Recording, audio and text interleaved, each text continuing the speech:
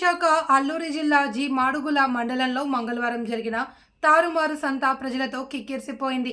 ప్రతి ఏటా ముందు జరిగే వారపు సంత తారుమారు సంతగా స్థానిక మత్స్యరాస వంశీయులు జరగడం ఆనవాయితీగా వస్తోంది. మత్స్యరాస వెంకటరాజ్ ఘాటు వద్ద ఈ సంతను నిర్వహించడం పూర్వం నుండి వస్తున్న ఆచారం.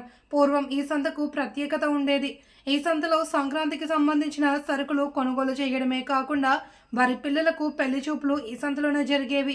17 పంచాయతీల నుండి కాకుండా ఏజెన్సీలోని వివిధ మండలాలు, ఒడిశా మైదాన ప్రాంతాల నుండి ప్రజలు, వర్తకులు, గిరిజన సాంప్రదాయం ఉట్టిపడేలా ఇది జరుగుతుంది. ఈ సంతకు అధిక సంఖ్యలో రావడంతో తారుమారు సంతకు ప్రాధాన్యత సంతరించుకుంది.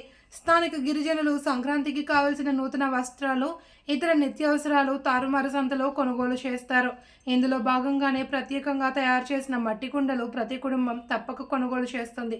స్థానిక జీ మాడుగుల పోలీసులు ఈ తారుమారు సంతకు వచ్చే ప్రజలకు ఎలాంటి అవాంఛనీయ ఘటనలు జరగకుండా పోలీసులు బందోబస్తు నిర్వహిస్తారు.